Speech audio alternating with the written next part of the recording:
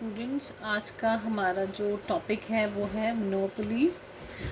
हमने अपना perfect competition complete किया था and today's topic is monopoly.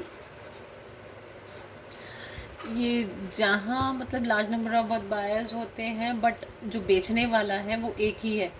It is a market situation in which there are large number of buyers but only one seller of the product. जो seller है product का वो केवल एक है। जैसे आप अब जो एग्जांपल ले सकते हैं, रेलवेज़ ले सकते हैं। जैसे पहले अगर ले सकते थे तो इलेक्ट्रिसिटी भी आता था एग्जांपल में, तो ये वो वाली सिचुएशन है। ठीक है, आप इसका मीनिंग जो है वो अपने आप ऐड कर लेंगे। तो चलिए मैं एक छोटा सा ये दे देती हूँ। It is a market situation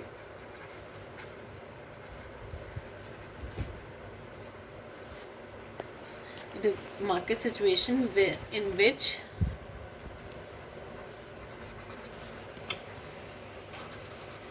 there are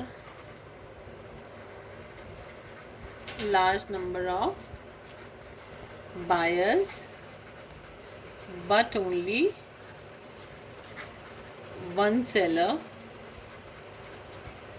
of the product.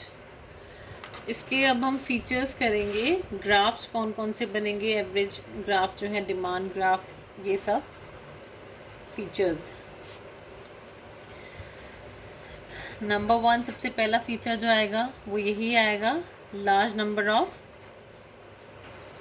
Buyers. मतलब जैसे आप देखो, अगर ट्रेन में कोई एक बंदा नहीं जा रहा तो पूरी जो डिमांड है उसकी, उस पर कोई किसी तरह का कोई इफेक्ट नहीं पड़ रहा। ठीक है, नो इंडिविजुअल बायर, इसमें आप लार्ज नंबर ऑफ बायर्स में लिख सकते हैं। No individual buyer can effect the market demand. पूरी मार्केट डिमांड को एक इंडिविजुअल बायर हैंडल नहीं कर सकता, मतलब चेंज नहीं कर सकता। Number 2 is only one seller. Seller केवल एक है, मतलब सप्लाई डिपेंड करती है उस सेलर पे। The whole market supply is fully control, पूरी कंट्रोल्ड है। अगर किसी भी तरह का चेंज होता है, अगर सब सप्लाई में इफ़ेक्ट होता है, अगर सेलर मना कर देगी मैं तो आज ये काम है, हड़ताल है या कुछ भी करके बोले, तो वो पूरी सप्लाई जो है हमारी वो रुक जाएगी। क्योंकि जो हमारी मोनोपोली है वो एक बंदे से इफ़ेक्ट करती है, मतलब एक फर्म से इफ़ेक्ट करती है। Number 3 is price discrimination. Price discrimination हम किसको बोलते हैं, जहाँ पे डिफरेंट प्राइसेस चार्ज किए जाते हैं फ्रॉम डिफरेंट कस्टमर से डिफरेंट प्राइसेस चार्ज किए जा रहे हैं फॉर द सेम प्रोडक्ट, एक ही प्रोडक्ट के लिए। ठीक है। Number 4 is full restriction.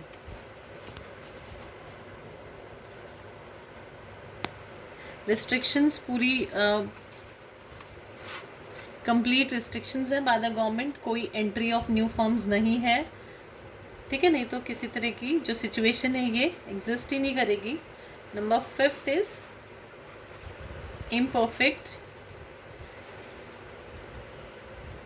Competition, sorry imperfect knowledge.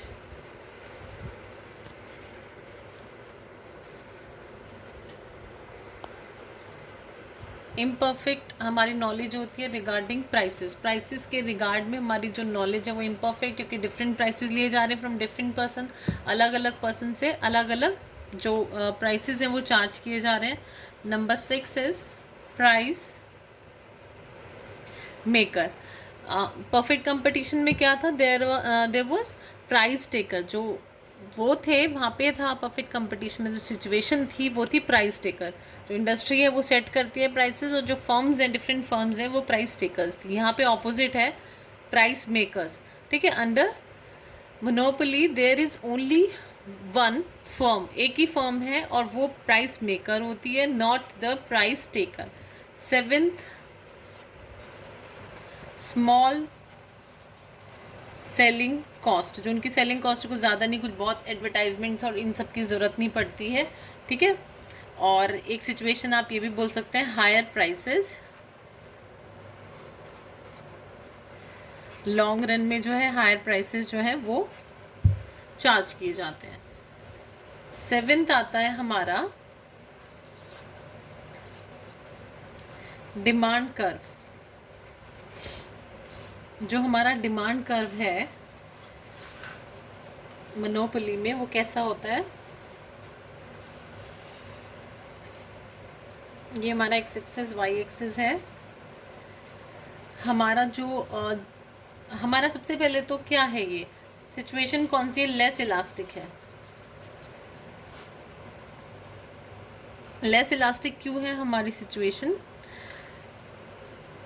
कोई सब्स्टिट्यूट ही नहीं है, कोई क्लोज सब्स्टिट्यूट नहीं है। एक जो एक सिचुएशन है, एक ही है जो हमारा सप्लायर है, एक ही है सप्लाई हमें एक जगह से ही हो रही है, कोई क्लोज उसका सब्स्टिट्यूट नहीं बना हुआ।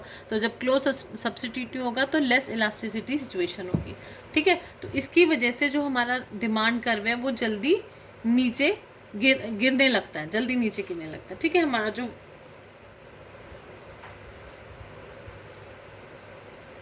इनफेक्ट आप और बहुत स्ट्रेट करके बनाएंगे,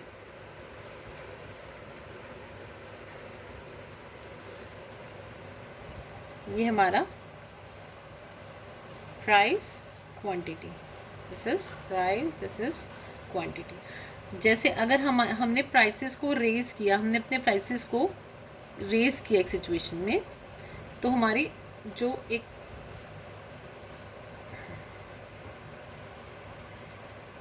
ये हमारी क्वांटिटी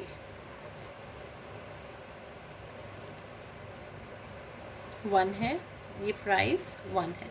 हमने प्राइसेस रेज की, प्राइसेस तो ज़्यादा रेज हुई लेकिन क्वांटिटी पे बहुत ही थोड़ा फ़र्क पड़ता है। मतलब जो चेंज इन प्राइस है वो क्या होता है, लार्जर होता है देन चेंज इन डिमांड। जो हमारी क्वांटिटी, जो हमारी डिमांड है वो थोड़ी सी इफ़ेक्ट करती है हमारे प्राइसेस के चेंज होने से, ठीक है। वो उस जो प्रोपोर्शनेट चेंज है वो इक्वल नहीं होता। क्यों? क्योंकि लेस इलास्टिक है, नो क्लोज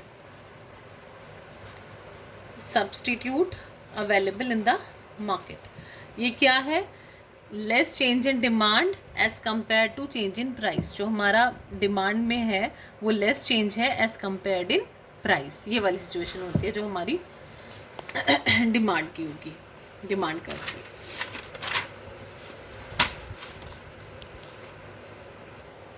नेक्स्ट आता है हमारा 8th इज रेवेन्यू कर्व। हमारा रेवेन्यू कर्व है, मैंने आपको बताया था डिमांड कर्व जो होता है is equal to AR and AR is equal to price. तो हमारा जो रेवेन्यू कर्व है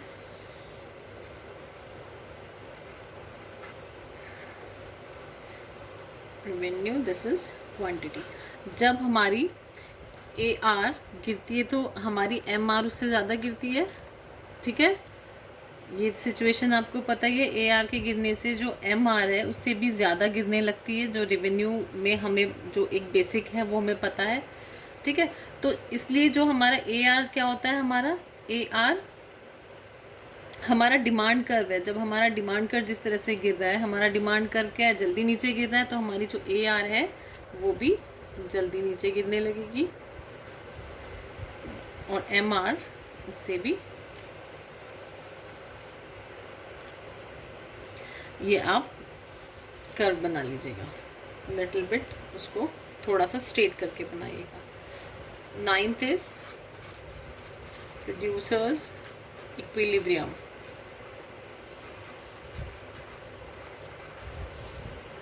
इक्विलिब्रियम सिचुएशन जहाँ पे मार्जिनल कॉस्ट जो हमारी इक्वल होती है मार्जिनल रेवेन्यू के, या फिर marginal cost should cut MR from below. मतलब हमारी जो MC होती है वो शुड बी राइजिंग होनी चाहिए। अब इसका हम ग्राफ बनाते हैं।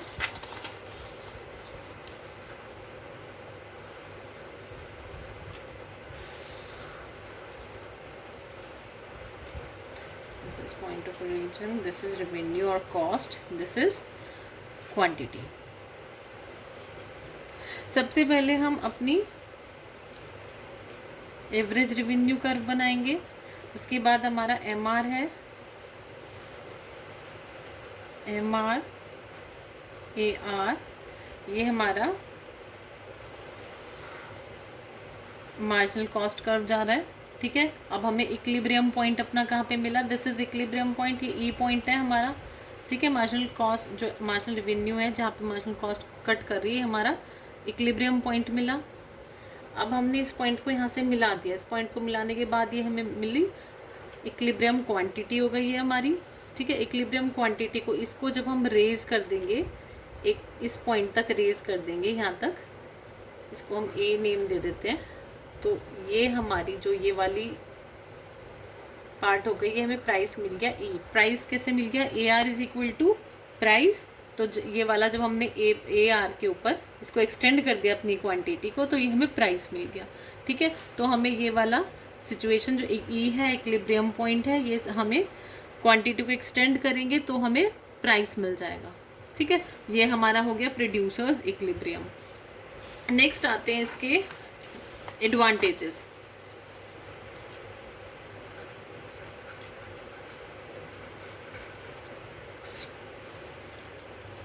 अब हमारी जो मोनोपोली है, इसके जो एडवांटेजेस हैं, ये तो आप लोग भी अब थोड़ा सा इसके बारे में बता सकते हैं, डिस्कस भी हुआ था। पहला आता है research and development. Research and development क्यों बोल सकते हैं हम? क्योंकि जो हमारा ये कंडीशन है, जो मोनोपोली कंडीशन होती है, इसमें super normal profits can be used, मतलब हाई हम कॉस्टिंग एक फंड में यूज़ कर सकते हैं। जो हमारा कॉस्ट इन्वेस्टमेंट है, वहाँ पे हम स्पेंड कर सकते हैं, वहाँ प्रॉफिट ज़्यादा होते हैं इस कंडीशन में। तो जो हमारे सुपर नॉर्मल प्रॉफिट्स हैं can be use to fund, can be used as funds, ठीक है। हाई जो हमारी कॉस्ट इन्वेस्टमेंट है वो की जा सकती है, स्पेंडिंग की जा सकती है, जिससे कि हम सक्सेसफुल अपना रिसर्च कर सकते हैं। फॉर किस चीज़ के लिए? लो कॉस्टिंग, अपने जो एफिशिएंसी है उसको रेस करने के लिए, इम्प्रूव्ड किसी भी तरह के इम्प्रूवमेंट के लिए। फॉर एग्जांपल इसमें आप टेलीकम्युनिकेशन दे सकते हैं, फार्मास्यूटिकल्स दे सकते हैं, सारे आप इसमें एग्जांपल्स दे सकते हैं। Number 2 is economies of scale. Economies of scale क्या है? जहाँ पे अपने प्रोडक्शन को बढ़ाया जाता है, और उसकी वजह से एवरेज कॉस्ट कटिंग करके एवरेज कॉस्ट कम होती जाती है। उसकी वजह से जो हमें और एक्स्ट्रा जो प्रॉफिट्स मिलते हैं, एक लोअर कॉस्ट की जा सकती है। इस सिचुएशन में कॉस्टिंग को लोअर किया जा सकता है, और मोर एफिशिएंसी के थ्रू, मोर एफिशिएंसी जो है हमारी, उसके थ्रू हम इंक्रीज़ कर सकते हैं अपने आउटपुट को, which decrease our average cost of production. Number 3 is stability of prices. Price, अब फर्म तो एक है, ठीक है, उसकी मर्जी है कि वो कब, अपने कंपटीशन कोई है नहीं, किस तरह से उसको स्टेबल रखने, कब प्राइसेस को स्टेबल रखना है। वन फर्म इन्वॉल्व है, तो अकॉर्डिंग टू जो फर्म है उसकी विश के अकॉर्डिंग जो प्राइसेस है वो पॉलिसी चलती है। अब फोर्थ हमारा आता है sources of revenue. Sources of revenue of government कैसे? कि in the form of taxation, government को भी एक बहुत अच्छा एक सोर्स ऑफ इनकम है। Number 5 is massive profits. High sale से एक लीड किया जा सकता है सुपर प्रॉफिट को। हाई सेल्स विद एफिशिएंसी जो है, एक एफिशिएंट ऑपरेशंस के थ्रू हम सेल्स जो है अपनी हाई कर सकते हैं, सुपर प्रॉफिट्स को गेन कर सकते हैं, तो मैसिव प्रॉफिट भी ले सकते हैं। अब नेक्स्ट आता है डिसएडवांटेजेस। डिसएडवांटेजेस क्या है? नंबर 1 तो सबसे पहले तो यही एक्सप्लॉयटेशन ऑफ कस्टमर्स का एक्सप्लॉयटेशन, जो कंज्यूमर्स हैं उनका एक्सप्लॉयटेशन। नंबर 2 इज़ डिससेटिस्फाइड लिख सकते हैं कंज्यूमर्स, डिससेटिस्फाइड कंज्यूमर्स। किस लिए? क्वालिटी से कंप्रोमाइज़ करना है, बहुत चीज़ें हैं। नंबर 3 हाई प्राइसेस, किसी तरह का कोई कंपटीशन नहीं, तो प्राइसेस कैसे भी हाई प्राइसेस ही रहते हैं ना मोस्ट ऑफ द टाइम, मतलब जो एक नॉर्मल सिचुएशन है। 4th क्या है? प्राइस डिस्क्रिमिनेशन, एक डिस्क्रिमिनेशन वाली सिचुएशन भी होती है कि अलग अलग बंदों से अलग अलग लिए जा रहे हैं prices. Number 5 inferior goods and services. Inferior goods and services मतलब कैन बी प्रोड्यूस, मतलब कैसे भी उसका वो किया जा सकता है। Thank you so much.